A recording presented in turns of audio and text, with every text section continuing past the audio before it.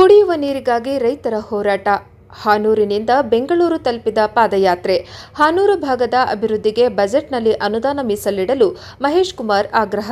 ಚಾಮರಾಜನಗರ ಜಿಲ್ಲೆಯ ಹಾನೂರು ತಾಲೂಕಿನ ಭಾಗಕ್ಕೆ ಕುಡಿಯುವ ನೀರು, ವಿದ್ಯುತ್ ಸೇರಿದಂತೆ ಮೂಲಭೂತ ಸೌಕರ್ಯ ಕಲ್ಪಿಸುವಂತೆ ಒತ್ತಾಯಿಸಿ ಹಾನೂರಿನಿಂದ ವಿಧಾನಸೌಧದವರೆಗೆ ಕರ್ನಾಟಕ ರಾಜ್ಯ ರೈತ ಸಂಘದ ಹಮ್ಮಿಕೊಂಡಿರುವ ಪಾದಯಾತ್ರೆಯು ಇಂದು ಬೆಂಗಳೂರು ತಲುಪಿತು.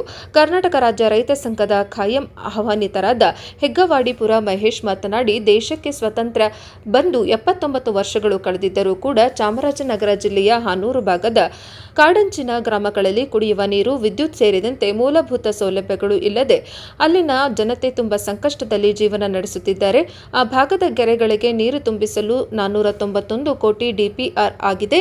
ಯಾವುದೇ ಕ್ರಮ ಕೈಗೊಂಡಿಲ್ಲ. ಇದೇ ತಿಂಗಳು ಮಂಡಿಸುವ ರಾಜ್ಯ ಬಜೆಟ್ನಲ್ಲಿ ಹಾನೂರು ಭಾಗದ ಗ್ರಾಮಗಳ ಅಭಿವೃದ್ಧಿಗೆ ಅನುದಾನ ಮೀಸಲಿಡಬೇಕು.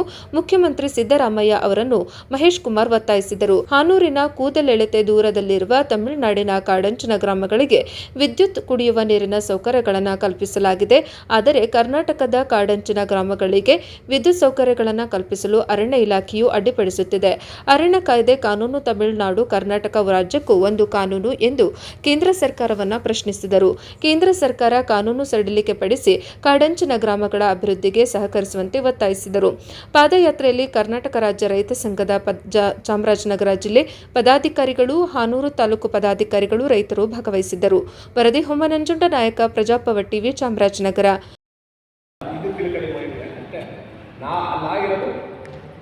ನ್ಯಾಯದ ಆದೇಶ ಪ್ರಕಾರ ಆಯ್ತು ಅಷ್ಟೇ. ಅದನ್ನು ನಾವು ಬಿಡ್ತಿರಲಿಲ್ಲ. ನಮ್ಮ ವ್ಯವಸ್ಥೆ ನಮ್ಮ ಗುರಿ ಮುಟ್ಟವೋ ಅವ್ರು ಏನೇ ಮಾಡಿದ್ರು ಆಯಿತು. ಈಗ ಸರ್ಕಾರ ನಾವೇನು ಹೋರಾಟ ಮಾಡ್ಕೊಂಡ್ಬಂದು ಇಷ್ಟು ತಳ್ಳಬಾರ್ದಾಗಿತ್ತು. ವಿಧಾನಸೌಧ ಹೋಗೋದನ್ನ ಇಷ್ಟು ದಿವಸ ಈಗ ವಾರಗಟ್ಟಲೆ ಮಹಿಳೆಯರು ಎಲ್ಲ ಬಂದರೆ ಗೌರವಂತ ನಮ್ಮ ಎಲ್ಲ ರೈತ ಸಂಘದ ಮಹಿಳೆಯರ ಸಹಿತವಾಗಿ ಮಕ್ಕಳು ಬಂದರೆ ಅವರು ಅಲ್ಲೇ ತಡೆದು 7 ಹಿಂಗ ಅನ್ಬೋಯಿತು. ಸರ್ಕಾರವೇ ರಸ್ತೆ ಬರ್ಬೋದಾಗಿತ್ತು. ಆದರೂ ಕೂಡ ಏನಾಗಿ ಮಾಡ್ಯಾರ ಆಗಲಿ. ಈಗ ಯಾವುದೇ ಕಾರಣಕ್ಕೂ ನಾವು ನೀರು ಕೊಡಲೇಬೇಕು, ವಿದ್ಯುತ್ತಲ್ಲಿ ಕೊಡಲೇಬೇಕು, ಮೂಲಭೂತ ಸಮಸ್ಯೆ ಒದಗಿಸ್ಬೇಕು. ನಾವು ಯಾವ ಜಗ್ಗಲ್ಲ ಮುಗಿದಲ್ಲ ಏನಲ್ಲ ಕೂಡಲೇ ಇವರು ಕ್ರಮ ತಕ್ಕೊಂಡು ಈ ಆದೇಶದ ಇವತ್ತು ಆದ್ಯತೆಗೆ ಮಾಡ್ತೀವಿ ಅಂತ ನಮಗೆ ವ್ಯವಸ್ಥೆ ಲಿಖಿತ ಮೂಲಕ ರಾಜ್ಯ ಪತ್ರನ ನಮಗೂ ಹೊರಡಿಸ್ಬೇಕು. ಇಷ್ಟಾದರೆ ನಮಗೆ ಇನ್ನೇನೂ ಇಲ್ಲ. ಯಾಕಂದರೆ ಇದು ಕೂಡ ನಾವು ಇದನ್ನ ತೆಗಿಸ್ತೀವಿ. ಏನು ಏಕಸದಸ್ಯ ಪೀಠ ಹೇಳಲ್ಲ ಈ ವ್ಯಾಪ್ತಿ ಮಾಡಬೇಡ ಅಂತ ರಿಟ್ಟು ಹಾಕಿವಿ. ಎಲ್ಲಿಗೆ ಯಾಕಪ್ಪ ತಗೊಳ್ಳಿ ನಾವು ಹೋಗಿಲ್ಲ, ಪಟ್ಟ ಪ್ರದೇಶಕ್ಕೆ ಯಾಕೆ ಹೋಗಿಲ್ಲ ಅಲ್ಲಿಗೆ ನಾವು ವಿಧಾನಸೌಧ ಕೂತ್ಕೊಳ್ಳೋಕ್ಕೆ ಅವ್ರು ಮೋಜು ಮಸ್ತು ಮಾಡುವಂತ ಹೋಗಲೇಬೇಕು ಅಂತ ರಿಟ್ನು ಹಾಕಿದ್ವಿ. ಅಲ್ಲಿ ತಕ್ಕಂಥದ್ದೇ ಸದ್ಯದಲ್ಲಿ ಅಲ್ಲಿ ಹೋಗೋಂಥ ವ್ಯವಸ್ಥೆ ಮತ್ತು ತೊಂದರೆ ಆದರೆ ಯಾರು ಎದುರುಬೇಡಿ. ಆದ್ದರಿಂದ ಶಾಂತಿ ಶಿಸ್ತು ಕಾಪಾಡಿ. ಏನೇ ತೊಂದರೆ ಆದರೂ ಲೆಕ್ಕದ ಕೂತ್ಕೊಳ್ಳಿ ಅಷ್ಟೇ. ಏನು ನಾವು ಗುಂಪು ಕಟ್ಟಲ್ಲ, ಒಬ್ಬರಿಗೊಬ್ಬರು ಸೇರೋದು ಬೇಡ. ಹೋಯ್ತಾ ಇರ್ತೀವಿ, ಪಟ್ಟಕ್ಕೆ ಕೂತ್ಕೋಬೇಕು ಅಷ್ಟೇ. ಏನಿಲ್ಲ, ಈ ರೀತಿ ಮಾಡ್ಕೊಂಡು ಹೋಗಿ ಯಾವುದು ಎದುರುಬೇಡಿ. ನಿಮ್ಗೆ ಎಲ್ಲ ಸವಲತ್ತುಗಳನ್ನು ಕೊಡೋಂಥ ವ್ಯವಸ್ಥೆ ನಾವು ಮಾಡ್ತೀವಿ. ರೈತರಿಗೆ ನೀವು ಮಕ್ಕಳುಗಳನ್ನ ಓದಿಸೋಕ್ಕೆ ವ್ಯವಸ್ಥೆ ಮಾಡಿ. ಯಾವುದೇ ಕಾರಣಕ್ಕೂ ಧೈರ್ಯ ಇಟ್ಬಿಡಿ.